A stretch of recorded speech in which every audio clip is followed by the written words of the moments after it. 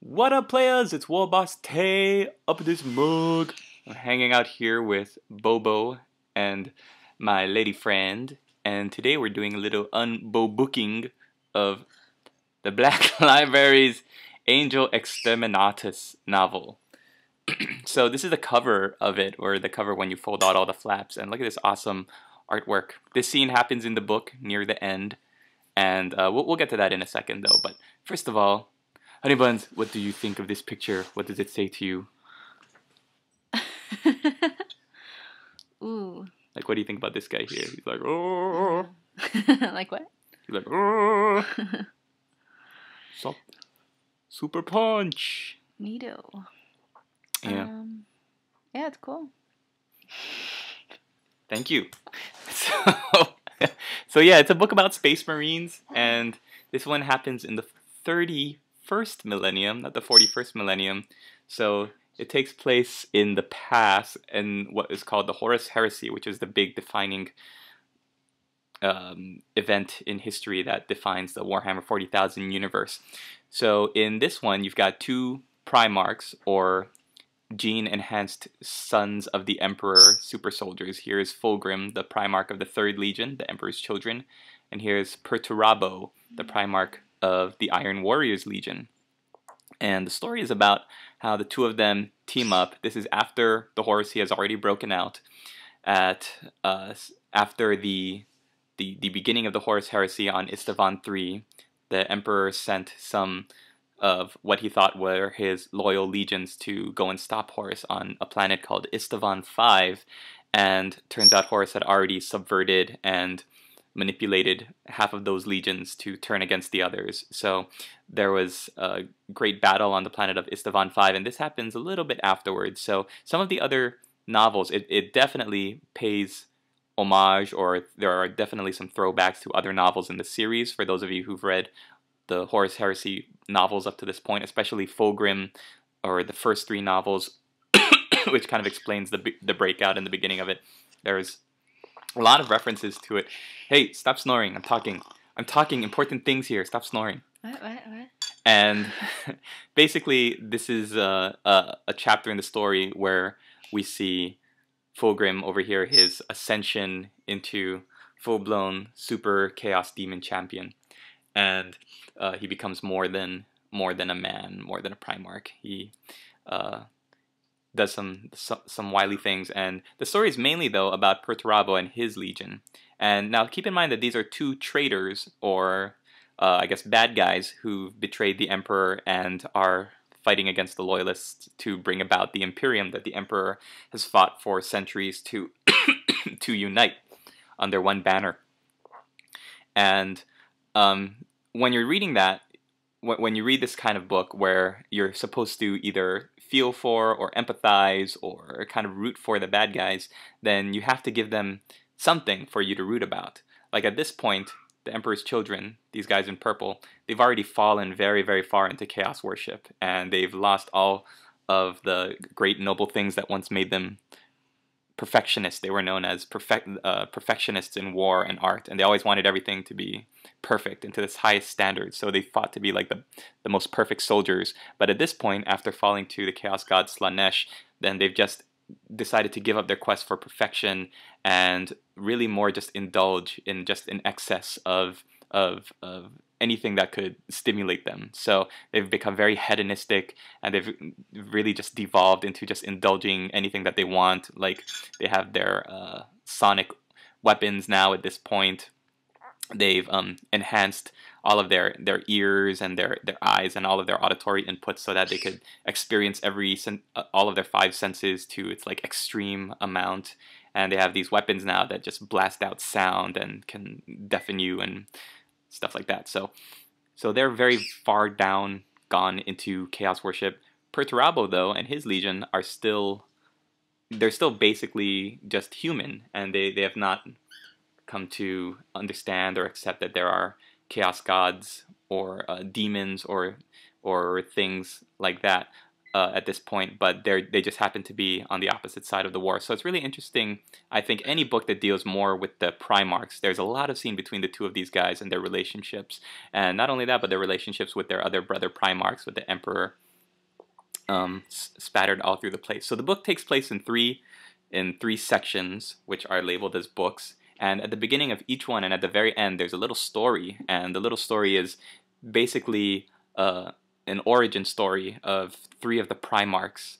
And it's really, really cool because you don't really know who the Primarch is unless you really know your history and your Space Marine lore and stuff. But it's really interesting to read the three stories, the three short stories, and then learn about how the Primarchs landed on the three different worlds that they did when they were scattered from their creation. So the story of the book follows Perturabo and his what is basically known as his triarch, or I'm sorry, not his triarch, but his trident. He has three captains that he kind of sees as his council members, and they have like the highest rank in the Legion, and they advise him, and they are kind of like his three highest generals.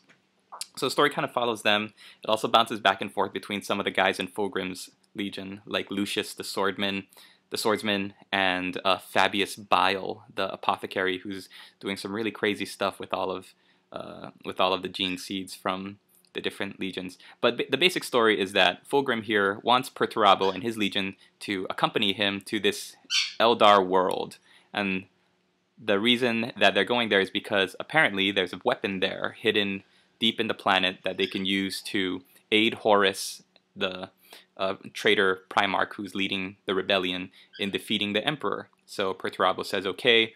Along the way, there's lots of betrayals and lots of double talk and lots of tension between these two, because basically they were crafted in a laboratory to be like to share the same genes and basically to be brothers, but they have been kind of specifically engineered to have certain features different from each other. So what's really interesting is that you have so many scenes between the two Primarchs call each other brother. Fulgrim tries to play on Perturabo's sense of loyalty. Perturabo is very dour and to the point and as matter of fact, and definitely not as theatrical or have like the flair that Fulgrim has for drama and stuff like that. And so the two of them get to this planet. All sorts of stuff happen. As you can see from here, you've got Wraith Lords and Wraith Guard and these spectral warriors that come alive and attack the two of them. Not really spoilers, right, because this is the cover, but just the artwork of this planet and this green glow, and just the end part where it builds up to and culminates is really the big climactic battle where some very important stuff in the history line happen that I'm not going to give away here. But if you've been following the Horus Heresy, if you like either of these legions, the Third Legion, Emperor's Children, or the Fourth Legion, the Iron Warriors, then this is a great book to read. You also have a great little subplot involving some loyalist Marines from the legions that were pretty much decimated by the traitors when they betrayed them on Istvan V. So that's a very interesting subplot. And if you're a fan of the Raven Guard or the Iron Hands or even the Salamanders, they have an apothecary from the Salamanders in it that it's really, really fun to read their subplot. And you kind of don't know who to root for because there's the good guys, there's the bad guys, but the bad guys are kind of cast as anti-heroes, but you still want them to succeed or to at least get to know them. Like the Iron Warriors, I really got to understand a lot more of their command structure, their motivations and everything. And Bobo. There's one passage that I want to read before I wrap this up, and it's from page 355. And I thought it was like the best part of the book, so I'm gonna read it, Honey Buns, and you tell me what you think of this, and you too, Bobo, okay? Alrighty. Okay. So this is from page 355 of the book, and it's only 2 paragraphs. I said it's only 2 paragraphs. Okay, Bobo, listen carefully. It kind of, explains just like the Iron Warrior's mentality. So it's really for anyone who wants to understand what the Iron Warriors as a legion were all about. Watching the indomitable fortitude of his legion brothers on the ramparts, Foryx, who's one of the characters, was reminded of the clockwork automatons that the Lord of Iron, who was the Lord of Iron is Perturabo, it's like a nickname for him, built in the early days of the Great Crusade. He remembered a golden lion that was to be presented to the master of the Dark Angels, but which had never been finished. A bronze horse that had been designed for a great centerpiece at Nicaea and never used, and a celestial timepiece that Guilliman had mounted on the tallest tower of his Temple of Correction on Macragge. So these three are other Primarchs, and Perturabo has built very intricate things for each of them. The Iron Warriors made war a thing of beauty, a science that was as magical as any lurid tales of bloody courage and heroism. And the Iron Warriors, they're known as siege masters.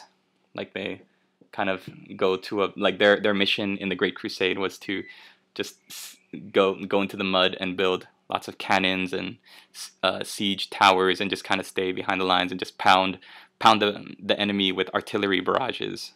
And they did all this dirty work, and they never got to really take any of the glory for it because that was given to other legions who went in and cleaned up. And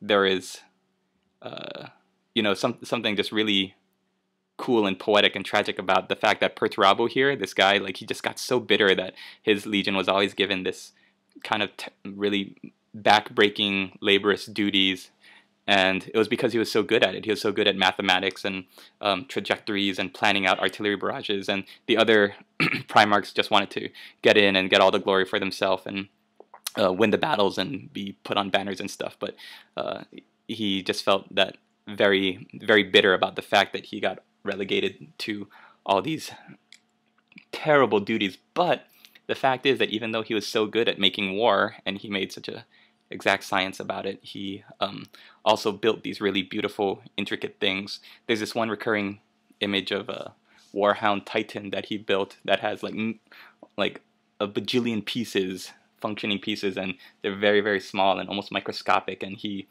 painstakingly puts it together.